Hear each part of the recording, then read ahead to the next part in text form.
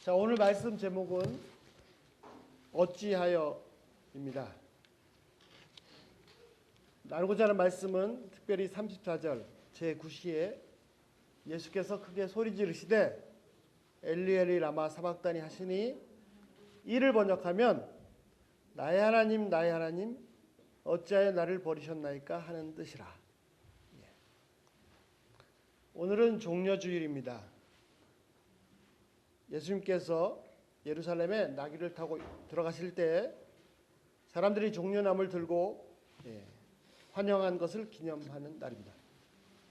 바루카바 베시마 아도나이, 주의 이름으로 오시는 이여 송축하리로다. 그리고 내일부터 한 주간 고난 주간입니다. 그리고 다음 주일이 바로 예수님께서 다시 사신 것을 기념하는 부활 주일입니다. 자, 예수님께서 십자가에 달리셨을 때 하신 말씀들을 가상칠언, 그래서 십자가상에서의 7마디 말씀이라고 합니다. 오늘 같이 은혜 나누고자 하는 말씀은 그 말씀 중에 한 말씀입니다. 자, 때는 유대인의 달력으로 유월절 전날입니다. 그리고 현대 달력으로 금요일입니다. 차이가 있다면 현대 달력은 시간이 하루가 한밤중 12시에 시작이 되는데, 유대인들은 하루가 해가 지면 그때부터 또 새 날이, 새로운 하루가 시작됩니다. 그래서 현대 달력으로는 목요일 저녁이 하루가 시작됩니다. 그리고 금요일 날 오전에 양을 잡습니다. 6월절 양을 금요일 저녁부터 이제 6월절이 시작되기 때문입니다. 그리고 낮에 양을 잡아서 양의 피를 문의 좌우에 그리고 문 위에 이렇게 바릅니다.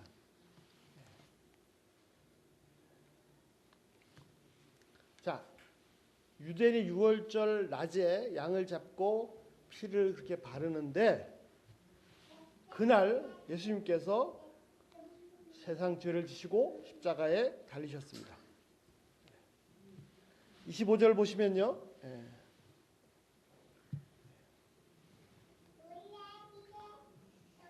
3시에 마가복음 15장 25절 보시면 3시에 십자가에 달리셨습니다.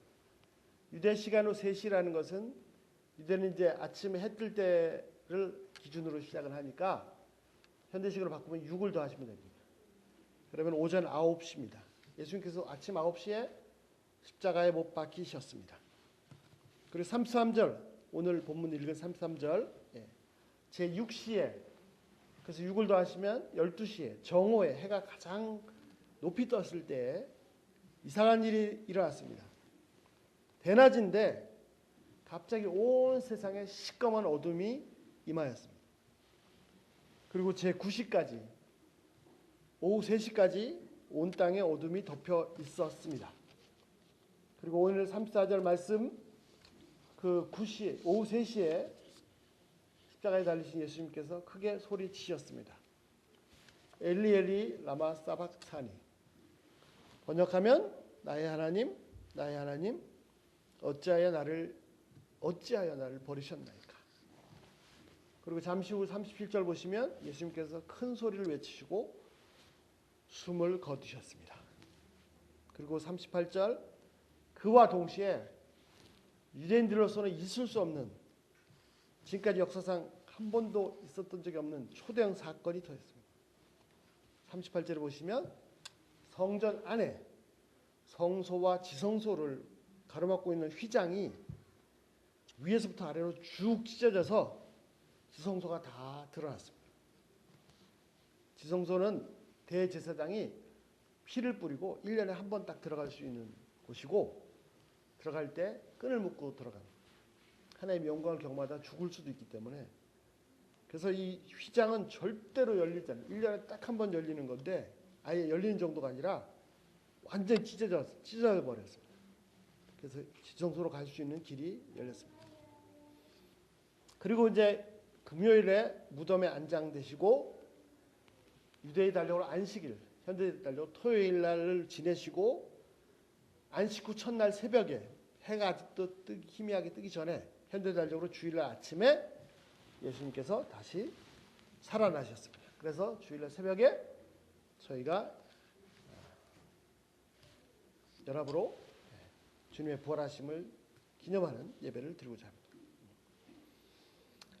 자, 예수님은 고난은 체포당하신 다음에 대제사장 가야바의 뜰에서 엉터리 재판을 받으심으로 고난이 시작되었습니다. 마가복음 14장 65절, 마태복음 26장 67절. 사람들이 예수님의 얼굴에 침을 뱉었습니다. 얼굴을 가리고 주먹으로 쳤습니다. 손바닥으로 때렸습니다.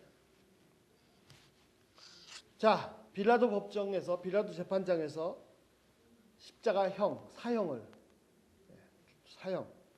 그것도 십자가형을 언도받으시고 로마 군인들에게 넘겨주셨습니다. 로마 군인들은 예수님을 데려다가 조롱했습니다. 왕이니까 자주색 옷을 입히고 머리에 왕관을 씌워야 된다. 그래서 가시관을 씌웠습니다. 조롱하는 겁니다. 조롱하고 그 앞에 경배했습니다. 침을 뱉고 갈대로 머리를 쳤습니다. 그리고 십자가에 못 박기 위해서 끌고 왔습니다. 조롱하고 끌고 가면서 채찍질을 했습니다. 그 로마 군인들이 쓰는 채찍은 그 끝에 짐승의 뼈나 이 쇳덩어리가 붙어 있습니다. 그래서 한번 휘두르면 채찍이 몸을 감싸고 당기면 이 쇳덩어리하고 이 뼈가 살점을 북북 뜯어냅니다. 그리고 아까 보신 것처럼 말씀드린 것처럼 오전 9시에 예수님을 십자가에 못 박았습니다. 많은 사람들이 또 많은 그림들이 예수님의 십자가를 그릴 때 대못을 손에 이렇게 박힌 걸로 그립니다. 생각합니다. 그런데 그렇게 하면은 이게 손이 찢어집니다. 체중을 감당할 수가 없어서 손이 찢어집니다. 그래서 실제로는 여기 뼈 사이에다가 대못을 박았습니다. 그리고는 완전히 숨이 끊어질 때까지 그 상태로 못 박아서 나무에 달아 놓습니다. 그래서 완전히 죽을 때까지 서서히 최대한의 온갖 고통을 전신으로 다 받습니다. 완전히 숨이 끊어질 때까지 죽음과 삶 사이를 수도 없이 깨어났다가 정신이 잃었다가 왔다 갔다 합니다. 예수님은 오전 9시에 달리시고 12시에 시꺼먼 어둠이 온 세상에 덮었고 오후 3시에 숨을 거두셨습니다. 6시간 동안 달려 계시다가 돌아가셨습니다. 자, 이러한 육신적으로 엄청난 고통인데 정신을 차리고 싶어도 가시가 머리를 찌릅니다. 이런 고통이 있는데 그것이 끝이 아닙니다. 그 아래서 사람들이 머리를 흔들며 왔다 갔다 하며 조롱합니다. 29절 30절 아하 성전을 헐고 3일에 짓는 자여 너 자신이나 구원해서 십자가에 내려오라. 31절 남들은 구원하였으면서 자기도 구원 못하느냐. 32절 지금 당장 내려와서 우리로 하여금 믿게 하라. 지금 내려오면 내가 믿을게. 심지어는요 같이 못 박힌 강도들도 이 죄수들도 정말 진짜 사형수들도 예수님을 조롱했습니다. 누가복음 23장 39절 당신이 메시아가 아니야. 당신 메시아라며 빨리 좀 당신 자신과 우리를 좀 구원해봐. 죄가 전혀 없으십니다. 그럼에도 불구하고 시기와 미움을 받아서 억울하게 십자가에 죽임을 당하시는데 그 예수님을 마지막까지 조롱합니다. 정말 이런 말을 들으면 보통 사람 같으면 막 열이 뻗쳐서 어떻게 돼서 막 피가 거꾸로 솟구쳐 일입니다. 당장 요절을 내버릴 일입니다. 그런데 예수님은 그런 자들을 위해서 용서해달라고 그들을 위해서 기도하셨습니다. 이제 오후 3시 운명하실 때가 거의 육신의 모든 생명이 다 소진돼 갈 때 그 고통이 마지막 최고조에 다다랐을 때 예수님께서 큰 소리를 지르셨습니다.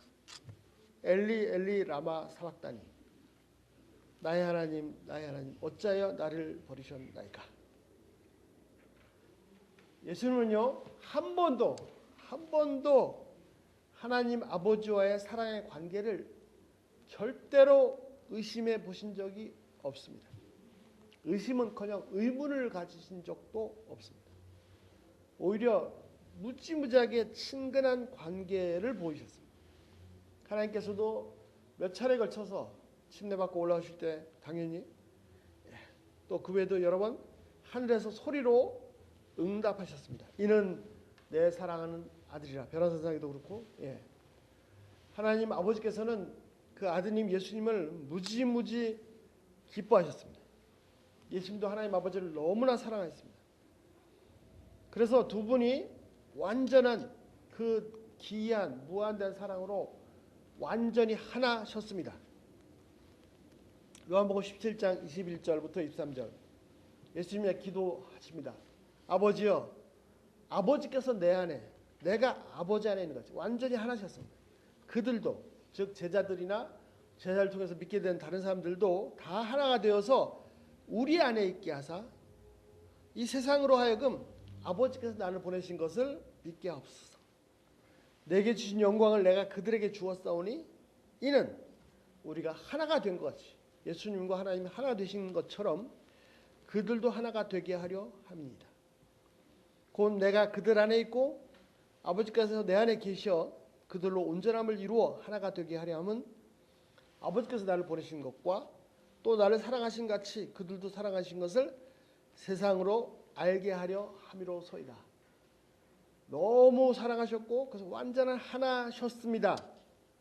그런데 십자가에서 마지막 순간 예수님께서 울부짖으십니다. 나의 하나님 나의 하나님 어찌하여 나를 버리셨나이까. 이 땅에 사시는 동안에 예수님 주위에 다양한 종류의 사람들이 있었습니다. 첫 번째 부류는 대제사장들, 바리새인들, 서기관, 장로들이었습니다. 이들은 당시의 지도자들입니다. 종교 지도자들입니다. 요즘식으로 하면 목사, 감독, 총회장, 신학대학 교수, 신학 박사 이런 사람들이죠. 서기관들, 바리새인들. 사람들의 존경을 받고 많은 사람들이 따르는 사람들이어야 합니다.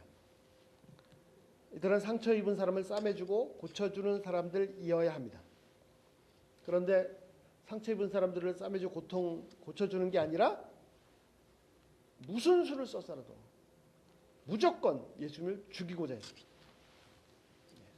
사람들 위로하고 싸매주는 것을 못하더라도 최소한의 공의는 의롭게는 행동해야 되지 않습니까? 공의는 고사하고 마음의 시기심과 미움으로 가득 차서 마치 굶주린 살인자들처럼 무조건 이유 없습니다. 무조건 예수님을 죽이고자 했습니다. 이들은요 조상 대대로 하나님을 섬기던 사람들이었고 성경을 누구보다도 더 많이 연구했고 날마다 성경을 가르치는 사람들이었습니다. 하지만 유감스럽게도 그들은 하나님을 전혀 몰랐고 개인적으로 하나님과 교제해 본 적이 한 번도 없습니다. 겉으로는 계속 하나님 또 하나님 말씀을 가르치지만 그들의 마음속에는 탐욕과 시기심, 미움과 죽이고자 하는 마음으로 가득 차 있었습니다. 이들은 성경을 달달달 외우고 어릴 때부터 토라를 달달달 외웁니다. 일주일에 2번 금식하고 큰 소리로 성경을 가르치고 사람들이 볼 수 있는 곳에서 멋지게 기도했습니다. 하지만 그 안엔 전혀 생명이 없고 하나님의 공의도 전혀 없었고 오히려 속에는 죽음이 가득 찼습니다. 예수님께서 말씀하신 것처럼 회칠한 무덤이다. 즉 멋지게 장식한 무덤이다 라고 야단치셨습니다. 더 무서운 것은요 무조건 죽여야 된다. 무슨 죽어서 마땅한 죄를 찾았기 때문이 아닙니다. 그래서 죽이려고 하는 게 아닙니다. 무슨 죄를 뒤집어 씌워서라도 죽이고자 합니다. 전혀 죄로 고소할 것이 없었는데도 불구하고 무조건 죽여야 됩니다. 자, 이런 사람에게서 무엇을 기대할 수 있겠습니까? 말로는 종교 지도자요, 제사장이요, 율법에 정통한 자요. 이들에게 뭔가 좀 위로받고 긍휼과 사랑이라도 좀 기대해 볼까? 오히려 더 크게 상처를 받습니다. 온갖 11조를, 다양한 종류의 11조를 말하면서 과부의 재산을 삼키는 자들, 하나님의 공의와 긍휼과 사랑에 대해서는 개념조차 없었습니다. 이들에게 뭘 기대하겠습니까? 자, 두 번째는 예수님 주위에 실력자, 로마 총독, 실제로 그 지역의 왕입니다. 빌라도가 있었습니다. 그리고 최종적으로 사형을 시키느냐 아니면 살리느냐, 결국은 다른 사람이 아니라 빌라도가 결정할 수 있습니다. 빌라도가 결정하는 대로 됩니다. 대제사장들이 아무리 누명을 씌워도, 아무리 죽이고자 해도 총독이 사형을 언도하지 않으면 살 수 있습니다. 더군다나 더욱 감사한 것은 총독은 예수님이 전혀 죄가 없음을 너무나 잘 알고 있었습니다. 예수님을 자기 재판장까지 끌어온 이유가 이 유대 지도자들이 단지 시기심 때문에, 미움 때문에 죽이고자 한다는 것도 너무 잘 알고 있었습니다. 그리고 또 총독이 이 위선자들을 너무 싫어했습니다. 그러면 예수님도 살 수 있는 길이 좀 있지 않습니까? 하지만 결정적인 순간에 자신은 손을 씻고 쏙 빠지고 예수님을 십자가로 밀어넣어 버렸습니다. 왜냐하면 군중들을 보니까 괜히 이런 일에 껴들었다가 의를 행한다시고 했다가 군중들이 크게 데모나 소요를 일으키면 당장 자신이 가지고 있는 병사로서는 진압하기 어려울 것 같았습니다. 오히려 자신도 위험에 빠질 수 있다고 판단했습니다. 죄가 없는 것이 확실하다면 재판장의 공의대로 무죄를 선고해야죠. 아무리 확실하다 하더라도 스스로 자신이 위험을 자초하는 그런 일을 할 이유가 없는 그런 사람이었습니다. 그는 물로 손을 씻고는 자기는 빠지고 사형 언도를 했습니다. 정말 믿을 놈 하나 없습니다. 세 번째는요, 로마 군인들입니다. 십자가형 언도를 받으면 그 전에 그 십자가형을 집행하는 군인들을 데려다가 크게 대접을 하고 돈을 집어주고 청탁을 한다고 합니다. 무슨 청탁을 합니까? 빨리 죽게 해주십시오. 빨리. 자, 이들에게는요, 이 군인들에게 죄수는요, 더 이상 인간이 아닙니다. 잡아먹을 짐승이나 최대한 고통을 주어서 처참하게 죽여버려야 될 그럴 동물 이상이 아닙니다. 그 사람들도 스스로 자기를 합리화했겠죠. 얼마나 나쁜 짓을 많이 했으면 이런 십자가형이나 받냐. 로마에 반역하는 놈들은 다 이렇게 처참하게 잔인하게 아주 최대한 고통을 주어서 죽여야 된다. 이런 생각들을 하고 있겠죠.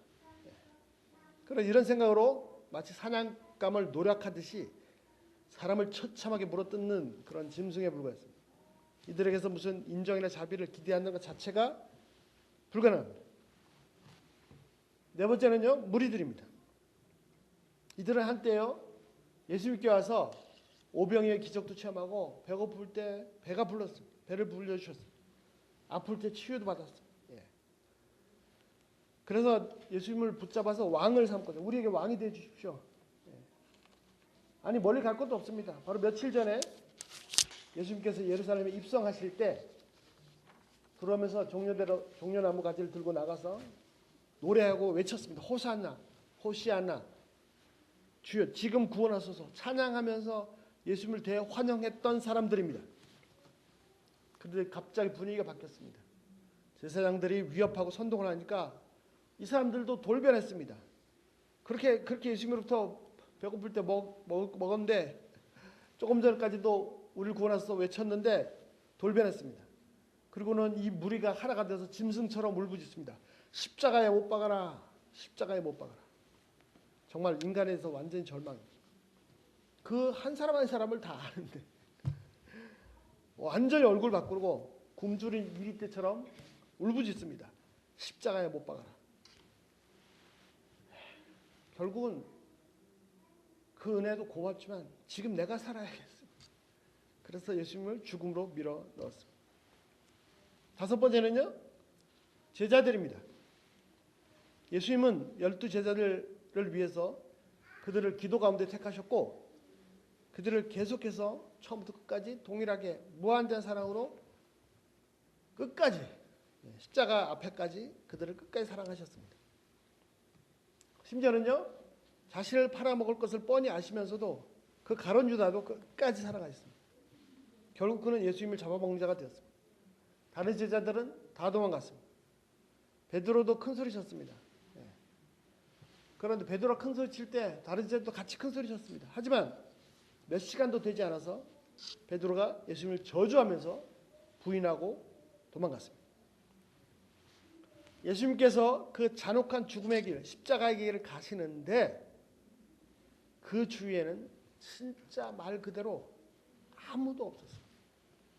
빌라도 법정에 서 계신 그 예수님 그분을 위할 필요 없어요. 그냥 옆에 그 고난에 같이 한 사람도 없었어요.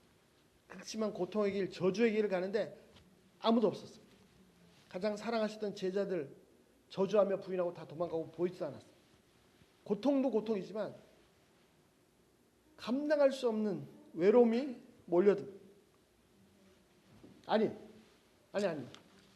아무도 없어도 진짜 한 사람도 없어도 그렇게 사랑했는데 섬겼는데 그런 사람은 없어도 괜찮습니다. 왜냐면요. 왜 괜찮냐면 아무도 없어도 아버지 하나님께서 늘 항상 함께 계셨고 한 번도 그 예수님을 아버님을 버리신 적이 떠나신 적도 없으셨기 때문입니다. 한 번도 그 곁을 떠나신 적이 없습니다. 외면하신 적도 없습니다. 이 세상 모든 사람이 다 나를 버려도 괜찮습니다. 이 세상 모든 사람이 다 나를 향해서 손가락질하고 나를 향해 달려들어도 괜찮습니다. 하나님께서 함께 하시면 아무것도 두려울 것이 없고 외로울 것도 없습니다. 그런데 이 십자가의 고통의 최고점, 그 고통의 마지막, 이 시점이 지나면 다 끝장입니다. 죽음입니다. 마귀가 아가리를 쫙 벌렸는데 삼키기 직전입니다. 그런데 그 순간까지 하나님 아버지께서 침묵하셨습니다. 그 전까지 하나님은 나에게 굳건한 반석이셨습니다. 온 우주가 나를 버려도 괜찮습니다. 하나님 함께 하십니다. 그런데 이 순간이 지나면 이제 끝장인데 낭떠러지에 떨어져 버리는데 그 순간에도 하나님은 손을 내밀지 않으셨습니다. 하나님, 왜 어째서 나를 버리시나이까? 이와 약간 비슷한 사건이 오래전에 있었습니다. 아들 이삭은 아버지와 함께 하나님께 번제를 드리기 위해서 3일 길을 갔습니다. 마지막에는요 종들도 기다리게 하고 아버지와 아들 둘이서 갔습니다. 아버지는 불과 칼을 들고 아들은 이삭은 불을 지피는 데 필요한 장작을 짊어졌습니다. 창세기 22장 6절 아브라함이 이에 번제나무를 가져다가 그의 아들 이삭에게 주고 자기는 불과 칼을 손에 들고 두 사람이 동행하더니 자 나무를 등에 지고 갈 정도니까 이삭이 베이비가 아닙니다. 꼬맹이도 아니고 최소한 한 10살 이상 뭐 티네이저 또는 그 다음에 아버지와 아들이 이렇게 굉장히 인격적으로 대화하는 모습을 봅니다. 오히려 매우 굉장히 성숙한 아이임을 알 수 있습니다.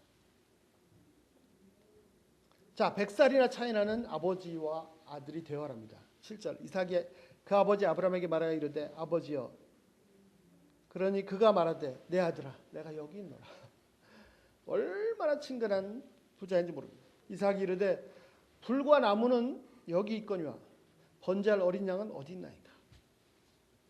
아브라함이 이르되 내 아들아 번제할 어린 양은 하나님이 자기를 위해 친히 준비하시려 하고 두 사람이 함께 갔다. 아마 이 정도 대화를 하는 거 보면 최소한 이삭이 한 20살 이상 아니면 10대 후반? 10대 후반이면 너무 성숙하죠. 뭐 하여튼 아들의 질문을 받은 아브라함은 재물이 바로 너다라고 말할 수가 없었습니다. 그래서 하나님께서 직접 준비하실 거라고 둘러댔습니다.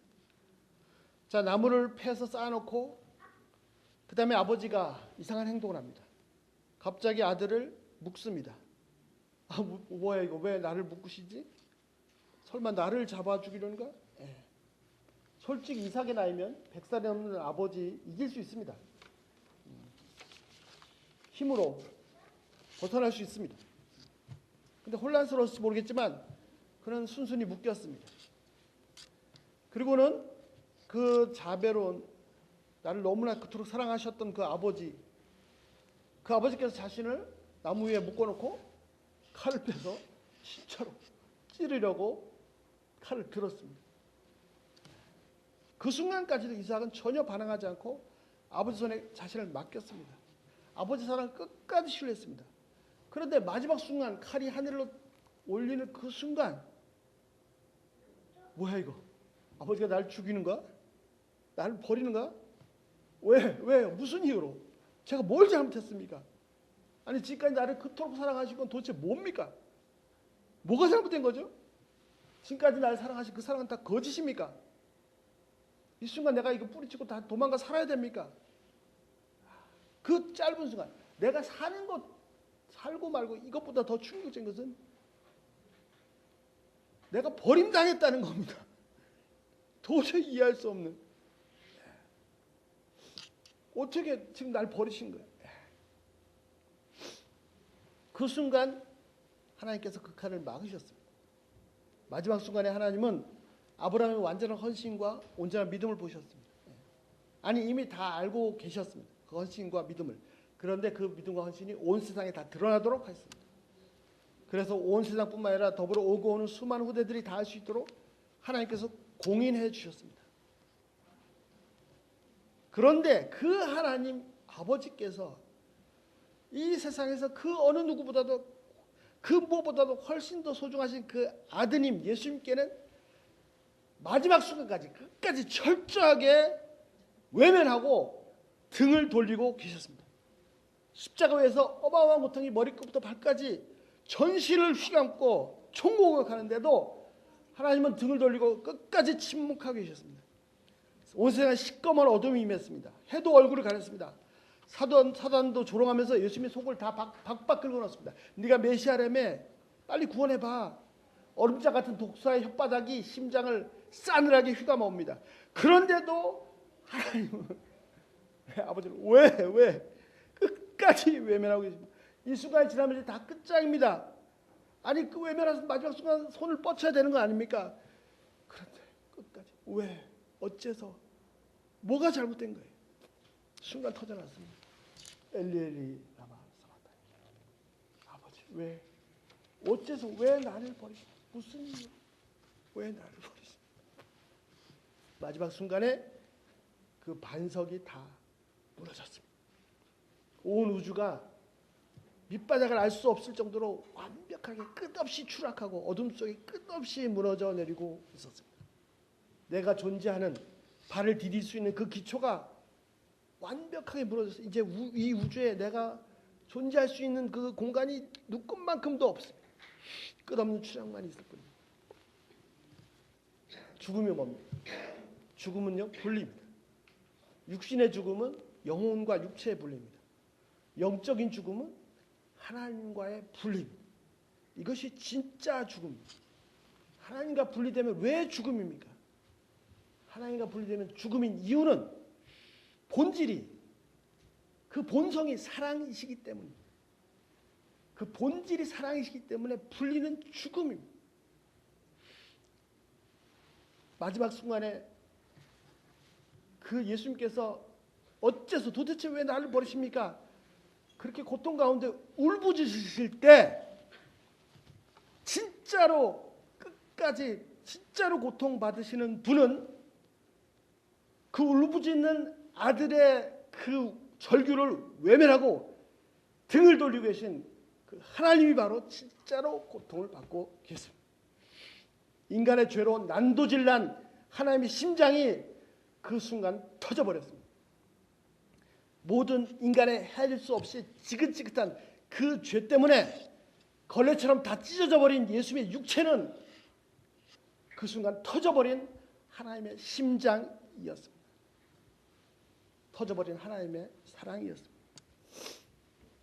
하나님께서도 그 분리되는 죽음의 고통을 친히 맛보시고 계셨습니다.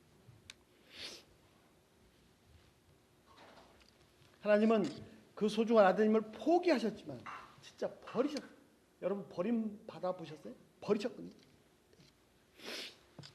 반대로 동일하게 무한대한 사랑으로 사랑하고 계셨습니다. 아니 우리 아버지가 왜 이러셔? 왜 나를 죽이려 하는 거지? 지금까지 나를 사랑하신 그 사랑은 다 뭐야? 아들 이삭은 이런 생각을 할 수 있었지만 칼을 뽑은 그 아브라함 여전히 그 아들을 사랑하고 있었습니다. 그래서 칼을 뽑은 그 아버지 아브라함의 마음이 더더욱 아팠습니다. 하나님 아버지께서 그 아들 예수님을 그 순간 버리셨지만 하나님은 동일하게 사랑하고 계셨습니다. 그 아드님의 죽음이, 그 울부짖음이 아버지에게는 더 큰 고통입니다. 아드님을 포기하는 것은 자신을 포기하는 것보다도 또 자신의 생명을 포기하는 것보다도 더 큰 것을 포기하시는 것입니다. 자, 객관적으로 말해서 이 우주에서 하나님께 뭐 소중한 게 뭐 있습니까? 얼마든지 필요하면 또 창조하면 되지 않습니까? 하나님께 소중한 분이 딱 한 분 있다면 그것은 바로 그토록 사랑하시는 아드님, 예수님 한 분뿐입니다. 그런데 그분을 포기하시는 것, 그분을 버리는 것은 하나님 당신 자신을 포기하는 것이고 내주는 것이고 그 이상입니다. 죄인을 처형하고 아드님을 의인을 살리는 것이 마땅합니다. 그런데 하나님은 죄인을 살리시려고 아드님을, 하나님 당신 자신을 버리셨습니다. 나를 살리려고 자신을 버리셨습니다. 죄로 가득 찬 인간이 도대체 무슨 가치가 있습니까? 창조주께서는 당장 버리고 깨끗하고 의롭고 말 잘 순종 잘하는 진짜 인간을 새로 창조하면 더 뛰어난 존재를 창조하시면 됩니다. 그런데 전혀 가치 없는 오히려 저주받아 마땅한 이 죄인을, 이 우주의 최고의 가치를 하나님 자신보다도 예수님보다도 더 가치 있는 존재로 가치를 부여하셨습니다. 이 썩을 죄인을 그 소중한 아드님보다도 더 소중한 존재라고 일방적으로 선포했습니다. 인간이 무슨 가치가 있습니까? 정말 파스칼 말대로 물방울 하나 죽을 수 있습니다. 그런데 일방적으로 이렇게 소중한 존재로 선포하시고 그 귀한 사랑을 입증해 보였습니다. 예수님도 그 아드님도 마지막 순간에 그 당신의 깨끗한 의로운 너무나 소중한 생명을 내어주셔서 우리를 향한 그 사랑을 확증해 주셨습니다. 예수님은 고통의 그 한계점, 완전한 극점, 마지막 순간에 아버지로부터 분리되는, 버림당하는 그 순간을 맛보시면서까지 나를 살리셨고 나를 사랑하셨습니다. 하나님 아버지께서도 하나님 자신보다 더 소중한 아들을 내어주시는 고통을 담으시면서까지 나를 구원하시고 나를 사랑하셨습니다. 온 우주에 이보다 더 큰 사랑은 없습니다. 이 사랑을 진짜 말로 많이 하지만 진짜로 도무지 이해할 수도 없고 헤아릴 수가 없습니다. 이 우주의 이 사랑을 이해할 수 있는 능력을, 지력을, 그런 심장을 가진 존재가 아무도 없습니다. 총명함으로 가득 찬 천사들조차도 이 사랑을 지금까지도 이해할 수 없을 것입니다. 아무리 영원히 이해하지 못할 기이한 사랑입니다. 그래서 이분만이 진짜 참된 하나님, 여호와 그분만이 진짜 참된 하나님이십니다. 여러분 보셨을 거로 생각됩니다. 영화 중에 Saving Private Ryan, 라이언 일병 구하기가 있습니다. 자, 전쟁터에서 수많은 병사들이 죽어가고 그 사망의 소식이 본부로 집결됩니다. 본부에서는 수많은 타이피들이 있어가지고 각 집으로 전사자 통지서를 보냅니다. 보내는데 귀하의 아들께서 족을 위해서 영광스럽게 보내는데 바로 심각한 일이 벌어졌습니다. 뭐야 이거? 이거 가져와, 다 가져와봐. 그날 한 집에 3통의 전사 통지서가 가는 겁니다. 이거 뭐야? 같은 주소잖아. 이거 도대체 어떻게 된 거야? 3 아들이 다 죽었습니다. 그래서 사령관에게 보고했더니 사령관이 야, 더 뒤져봐. 혹시 또 형제가 있는지 확인해 봤더니 형제가 4명인데 세 명이 죽어서 세 명이 다 형들이 죽어서 전세통째 갖고 있고 막내는 다행히도 아직 살아있다고 합니다. 전쟁 한복판에 살아있다고 합니다. 그 보고를 받은 마샬 장군은 즉시 명령을 내립니다. 그놈은 어떤 도저히 살아올 수 없는 전쟁터에 있더라도 반드시 살려서 집으로 보내라. 그래서 그 막내를 구하기 위해서 특공대가 조직되었습니다. 주인공 톰 행스가 그 대장입니다. 이 특공대가 라이언을 구하기 위해서 가는데 가는 중간에 또 독일군 만나서 싸우다가 죽고 또 죽고 이 구하러 가는 대원들이 말합니다. 아씨 도대체 그놈이 뭐길래 그 한 놈을 위해서 우리가 다 죽어야 됩니까? 그 한 놈 하나가 우리보다 더 소중합니까? 부대도 도무지 이해할 수 없습니다. 드디어 이제 전쟁 한복판에서 그 놈을 라이언 일병을 만났습니다. 대장이 따로 톰 행크스가 따로 부릅니다. 내 형들 다 죽었다. 너는 무조건 집으로 돌아가라. 이것이 총사령의 명령이다. 그 말을 들은 라이언 일병이 말합니다. 아니 조금 있으면 이제 독일군 탱크들이 몰려올 것이고 그럼 여기 있는 부대원들 거의 다 죽을 것이 뻔한데 다 죽을지 모르는데 나 혼자 살아 돌아가려고? 절대 그럴 수 없습니다. 죽어도 나는 우리 부대원들과 함께 죽을 것입니다. 라이언 일병 자신도 이해할 수가 없습니다. 용납할 수가 없습니다. 그래서 이 톰 행크스가 도저히 설득이 안 되는 걸 깨닫고 함께 싸우기로 합니다. 그래서 이제 기존의 부대와 이 특공대 부대 같이 이제 합쳐서 독일군 몰려오는 싸웁니다. 그렇지만 톰 행크스가 그 라이언 일병한테는 가장 안전한 임무를 줍니다. 결국 탱크 몰려오고 독일군 몰려오고 전투 부러지고 결국은 독일군도 그 라이언 일병 부대도 구하러 간 이 톰 행크스 부대도 다 죽습니다. 다 죽고 라이언 일병 혼자 살아남았습니다. 영화의 마지막에 이 늙은 할아버지가 다 된 죽을 때가 다 된 라이언 일병이 자기 아내와 자식들 손주들 쭉 데리고 그 국립묘지를 향해서 찾아갑니다.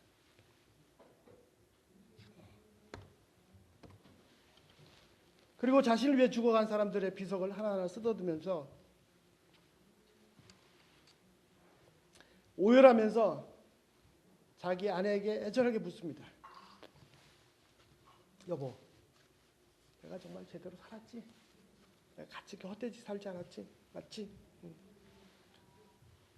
이 영화는 픽션입니다. 가상적인 이야기지만 실제로 이런 비슷한 사건들이 여러 번 있었다고 합니다. 태평양 전쟁 때 700명이 탄 군함, 미군 군함이 태평양으로 가는데 일본군 잠수함에서 그 군함이 터졌습니다. 그래서 700명이 다 빠져 죽고 소수가 살아남는데 그 살아남은 사람도 다 죽었습니다. 결국. 그런데 그 죽은 700명 중에 한 집안 5형제가 있었다. 5형제도 같이 몰살합니다. 그래서 미국에는요 소울 서바이버 팔렛이라는 법이 있다고 합니다. 전쟁터에 나간 형제들이 사망자가 생기면 남은 형제들은 무조건 집으로 돌려보내라는 법령입니다. 처음에는 법을 만들 때 한 명 살아남았을 때 보내는데 아니다. 무조건 형제 중에 3명이 가서 1명이 죽었든 4명이 가서 2명이 죽었든 생기면 무조건 생존해 있는 이 자녀들은 무조건 집으로 돌려보내라. 그런 법령이라고 합니다. 자, 한번 생각해 보십시오. 만약 전쟁터나 혹은 교통사고, 예측할 수 없는 재난, 쓰나미 같은 속에서 내가 정말 마지막 순간에 죽을 수밖에 없었습니다. 그런데 그 순간에 나의 가장 소중한 친구라든지 내 어머니라든지 혹은 어떤 다른 사람이 나를 살리고 자신이 죽었다. 여러분 어떻게 하시겠습니까? 정신없이 막 통곡하고 오열하지 않겠습니까? 이젠 정말 가치 있는 삶을 제대로 살지 않겠습니까? 그 친구, 그 사람, 그 어머니, 그를 위한 진짜 제대로 된 삶을 살지 않겠습니까? 사도 바울이 말합니다. 고린도서 5장 13절 17절 우리가 만일 미쳤어도 하나님을 위한 것이요 정신이 온전하여도 너희를 위한 것이 그리스도의 사랑이 우리를 강권하도다. 그렇습니다. 그 십자가의 사랑이 나를 강하게 끌고 갑니다. 우리가 생각하는데 한 사람이 모든 사람이 죽었은즉 모든 사람이 죽은 것이 그렇습니다. 우리 모든 죄인이 다 예수님과 함께 십자가에 죽은 것입니다. 나는 죽었어야 되는 존재예요. 거기서. 아니 그리고 죽었어요. 근데 더 이상 내 자신이 살지 않습니다. 15절 그가 모든 사람을 대신하여 죽으심은 살아있는 자로 하여금 다시금 자신을 위해 살지 않고 그렇습니다. 이제 내가 살았는데 죽어야 될 내가 살았는데, 내가 죽지 않고 예수님 죽으셔서 내가 살았는데, 그것을 제대로 안다면 어떻게 더 나만을 위해서 내 이기적인 동기를 위해서 살겠습니까? 오직 그들을 대신하여 죽었다가 다시 살아나신 이를 위해 살게 하라. 그렇습니다. 나를 위해서 대신 죽은 그분을 위해 살지 않겠습니까? 그래서 내가 사는 것이 더 이상 내가 사는 것이 아니고 나를 위해 생명을 아낌없이 주신 그분, 예수를 위해 사는 것, 이것이 바로 새로운 삶입니다. 16절, 그러므로 이제부터는 어떤 사람도 육신을 따라 알지 아니하느라. 만일 우리가 그리스도를 육신으로 알았으나 이제부터는 그같이 알지 아니하느라. 그런즉 17절, 그런즉 뭐라고요? 누구든지 그리스도 안에 있으면 새로운 피조물이라. 이전 것은 지나갔으니 보라 새것이다. 그분이, 내가 죽어야 될 그 자리에 그분이 죽으셨어요. 그 사랑이 나를 지배하고 나를 이끌고 나를 점령해서 이제는 내가 사는 것입니다. 이제는 그분이 사시는 거예요. 완전히 새로운 피조물, 새로운 창조물이 되었습니다. 왜 그렇습니까? 바로 예수님께서 나를 위해 죽으셨기 때문에, 그 무한한 사랑, 그 귀한 사랑을 받았기 때문입니다. 정말 정상적인 사람이라면 어떻게 그런 일을 겪고도 어떻게 자기 마음대로 자기 함부로 살 수가 있겠습니까? 이 사랑에 이끌려서, 이 사랑에 사로잡혀서 라이언 일병 죽기 전에 말한 것처럼, 여보 내가 정말 제대로 똑바로 살았지? 나를 위해 모든 것을 내주신 그분을 위해 살 것입니다. 완전히 새로운 창조물입니다. 그분이 나를 위해 죽으셨기 때문에, 그래서 나는 똑바로 살아야 한다, 그분에 살아야 된다, 그렇게 결심해서 그렇게 사는 게 아닙니다. 그냥 그 사랑에 더 빠져들고 더 깨닫고 더 감격하고 그 사랑에 함몰될수록 이제 완전히 새로운 삶, 예수님을 위한 삶, 예수님만을 위한 삶, 예수님처럼 사는 삶을 살 수밖에 없는 완전히 새로운 존재가 될 수밖에 없습니다. 새로운 삶의 비결은 내 결심이 아닙니다. 그 사랑에 더 깊이 빠지는 것입니다. 그 복음에 깊이 함몰하는 것입니다. 또 이를 위해서 기도하는 것입니다. 내가 버림을 당한 것이 마땅한데 예수님께서 버림당하셨습니다. 예수님께서 버림을 당하시고 내가 택함을 받습니다. 내가 구원받습니다. 나의 구원은 거저된 것이 아닙니다. 아무 희생 없이 싸구려 된 것이 아닙니다. 구원이 싸구려가 된 것 아닙니다. 계산도 할 수 없는 어마어마한 희생으로 된 것입니다. 나를 가장 소중한 친구로 삼으신 그분이 나를 대신해 버림당하고, 어째 나를 버리십니까? 나를 대신해 죽으셨습니다. 이제후로는요, 나를 위해서 사는 삶이 아닙니다. 내가 이 육신을 입고 사는 이 삶은 내가 사는 것이 아닙니다. 이제후로는 오직 나를 위해서 생명을 주신 그분을 위해 사는 것입니다. 이제 더 이상 내가 살지 않고 내 속에 예수님께서 사시는 삶을 내가 삽니다. 나를 위해서 버림당하신 예수님처럼 나도 그분을 위해서 고난을 받을 수 있다면, 나도 그분처럼 내가 그분을 위해서 조금이라도 고난받고 그분을 위해서 조금이라도 버림을 당할 수 있다면, 이보다 더 귀하고 값지 있는 것이, 그런 영광이 어디 있겠습니까? 예수님께서 울부짖으십니다. 엘리 엘리 라마서, 어찌 왜 나를 버리십니까? 우리도 그 귀한 사랑에 오열할 수밖에 없습니다. 어찌하여 나를 택하셨습니까? 2016년 고난주간 우리 주님 예수님의 희생에 더 깊이 잠기시길 기도합니다.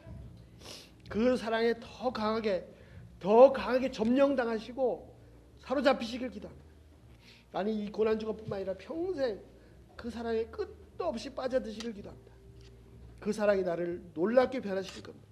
완전히 새로운 존재, 새로운 피조물로 이미 만드셨고 또 만드실 것입니다. 기도하겠습니다.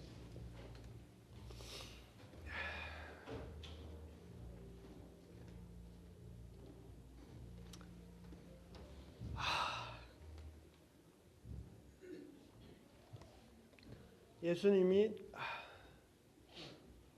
버림을 당하셨습니다. 그것도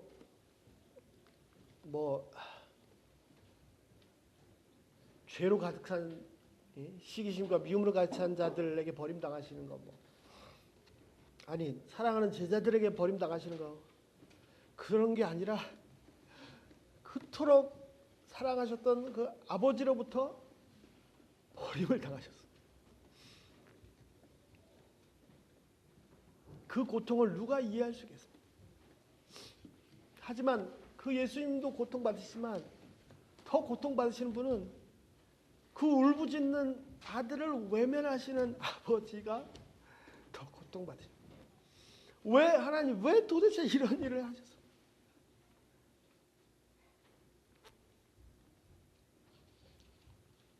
어찌하여 이 썩을 죄인을 택하신단 말입니다.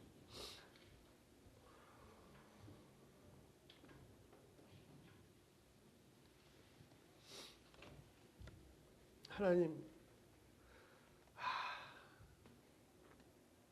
저희가 다 정말 다 이해하지 못합니다. 아니 영원히 이해하지 못합니다. 그렇다고 저희가 뭐 드릴 것도 없습니다. 정말 불쌍히 여겨주시고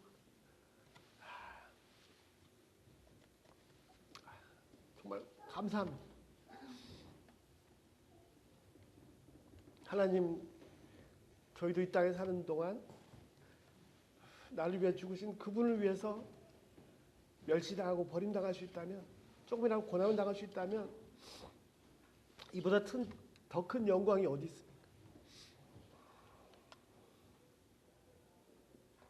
하나님, 정말 간절히 기도합니다.